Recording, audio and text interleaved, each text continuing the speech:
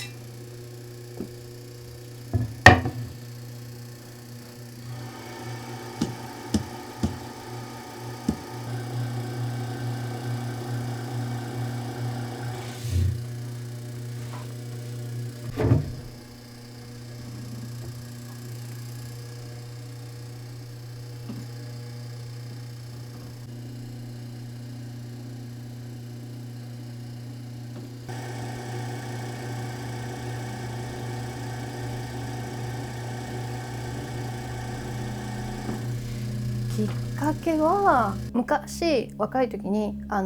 フリーターしてて海外に行ってみたいなとは思ってたんです。でワーキングホリデーっていうのをちらっと聞いたことがあって調べてみたら行けそうと思って費用をねちょっと貯めてでワーキングホリデーに行ったんですけど、その行く直前に友達に陶芸体験行こうよって言われて陶芸体験でちょっと作ってでその出来上がったのが届いて、その時は別に何とも思ってなくってワーキングホリデーでニュージーランドに行ったんですけど、で語学学校で将来何になりたいとかっていう授業があったんです。で私はその時何を思ったかなんか陶芸家になりたいって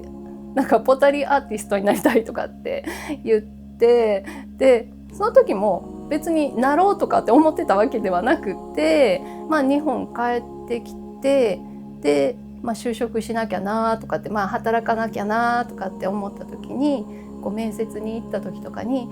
この会社ね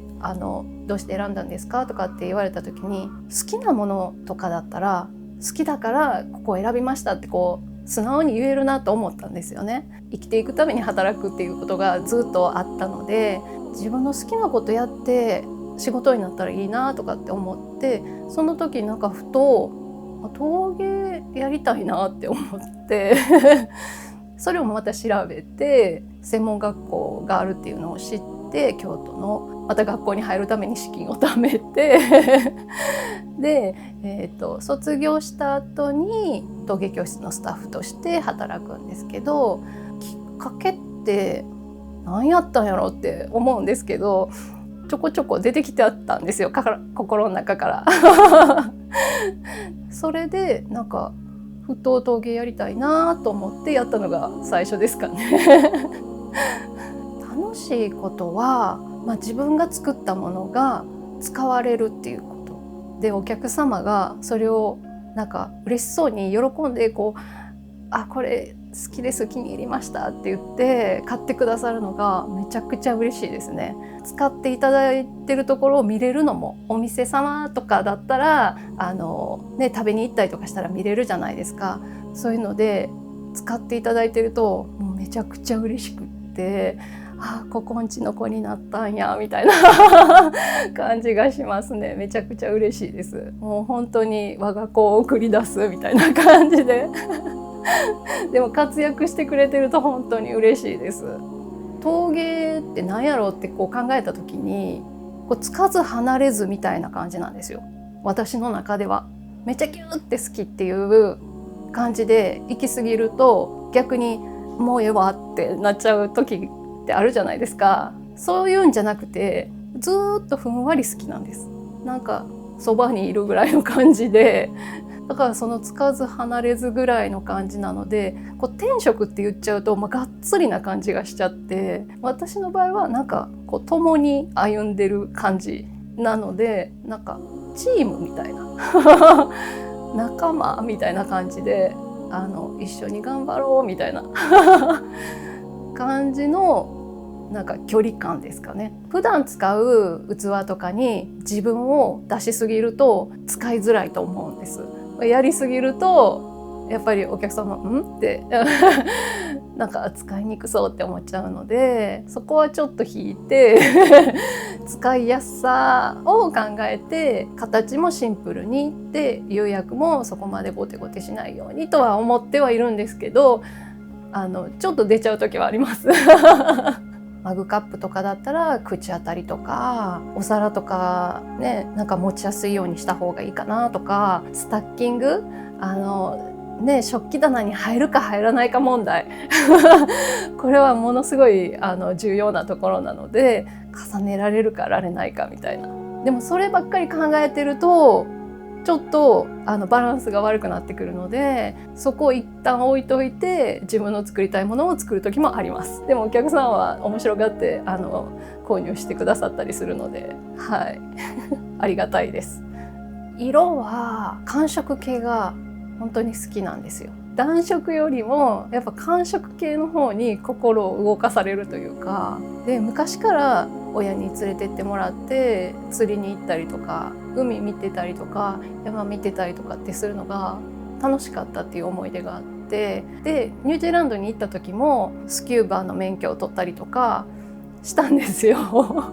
なんかそういう感じで海の色とか自然の色、トルコブルーも緑っぽいので山の緑とかそういう感じの勝手に自分がそういう風に感じてるのかもしれないんですけど、そういう色合いが好きみたいです。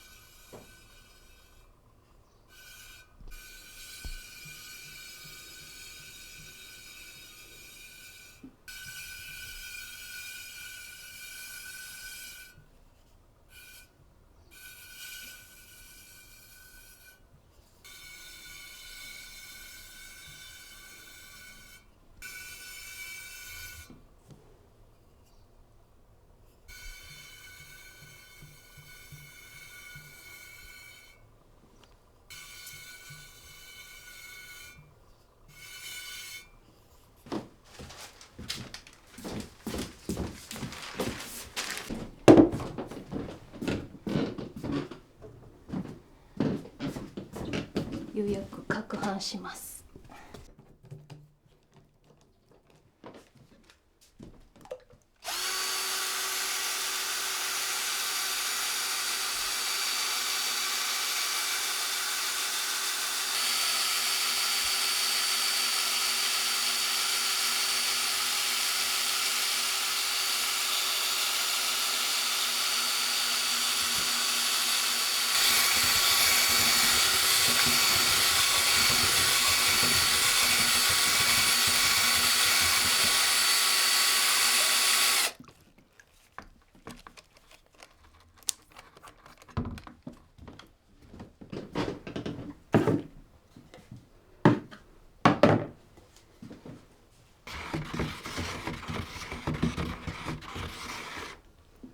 釉薬かける前は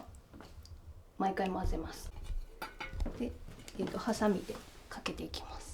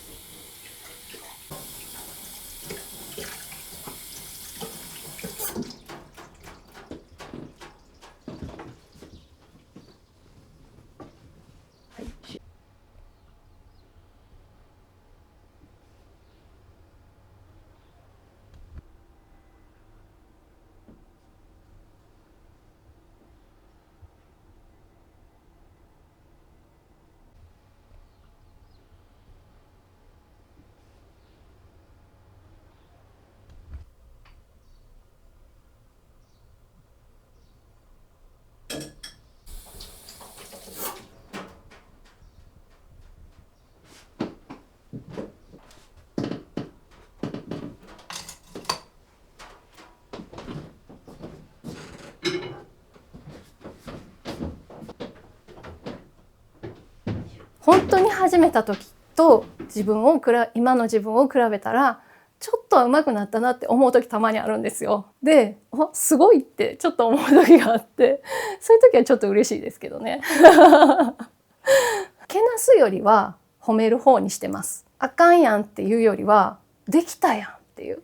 釜とかでも開けた時に失敗してるのとかあるじゃないですか。でもここに入れたらあかんっていうのが分かったとか次はもうちょっとこうしようとか、釉薬の濃さをこうしようとかっていう発見があるので、次に活かせるって思ってもう悩んでてもね仕方がないし、落ち込んだらずっと落ち込んじゃうじゃないですか。もう自分ばっかり責めちゃうから、それはやめて、ここまでよくやったって言って褒めて頑張らせてます自分を楽しいんですよ。とにかく作るのが好きなんです。で、作って見てもらってかわいいとか扱いたいとかって言ってもらえると嬉しくなってまた作るみたいなそんな感じですかね。これっていうモチベーションって言われても分かんないんですけど、好きなことだからですかね。もし私の器を買ってくださった方がすごく大切にしてくださって、その方のお子さんの代、さらに孫の代とかってまでもし使ってくださったら100年とか使えるわけじゃないですか。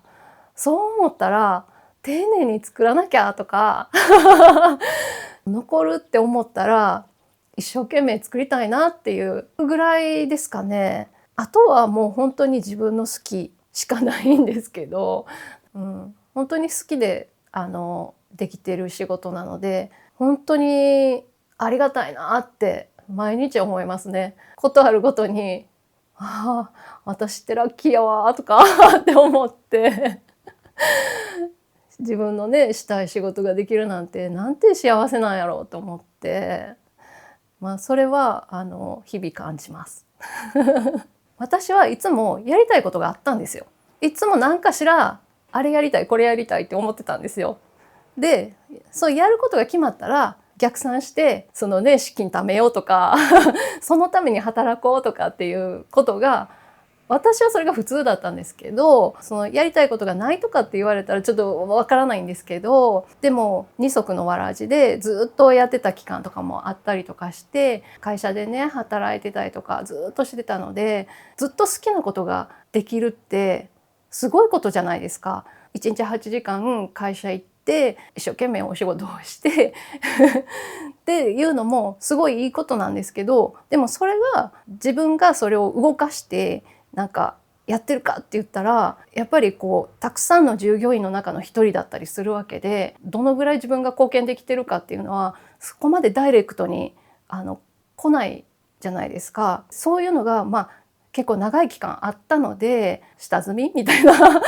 人生の下積みみたいな感じですけど、そういうのがあったので、自分の好きなことを 100% 自分の24時間を費やせるってどんだけ幸せなんて思ってできなかった期間がたくさんあったからこそ、今がどれだけ幸せかっていうのが分かりやすいというか、対比がすごいあるので、だから若い人はそこまで対比できるほどないから難しいかもしれないんですけど、でもやりたいことがもしあるんだったら、できない理由ってめっちゃ簡単に見つかるじゃないですか。でも私はできる理由探すようにしてるんですよ。ああやったらできるかな、こうやったらできるかなとかで、高望みはせず、ちょっと手の届く範囲ぐらいでこうやったらできるかもしれへんとかっていうのを考えて、ほんのちょっとずつ前進むみたいな、もう本当にちょっとずつ歩くみたいな感じで進めていってたので、だからもしやりたいことがあるんだったらできる理由を探した方がいいかなとは思います。そうすると楽しいですでやることも決まってきます。自分の頭の中にある釉薬とか色を出していきたいなとは思います。まだ自分が思うようなやつを出せてなかったりとかするので、それはちょっと出していきたいなっていう感じですかね。でも今考えてるやつが絶対正解かって言ったらそうじゃなくて、また明日になったらあれもいいかもとかこれもいいかもって思うかもしれないんですけど、どんどん毎日変わるんで、毎日変わってまた戻ってきたりとかしていろんな色を考えて、あれもいいな、これもいいなとかって言って、でテストいっぱい作るんですけど、いっぱい作って焼く頃には何やったっけこれとかっていうこともあったりとかしてそうかそうかみたいな感じでこうノート見て、この時はこれを作りたかったんやみたいなでも今違うねんみたいなとかあったりとかしますね。でもその時ちょっと違うなと思って、でも半年後とかにこれ何やったっけと思って見た時にめっちゃええやんとかっていう時もあったりとかするんですよねなんか自分がなんか追いついたのか戻ったのか分かんないんですけどでも使ってくださる方が笑顔になってほしいなとは思いながらは作ってはいるんですけど、楽しくハッピーになってほしいなと思って作ってますね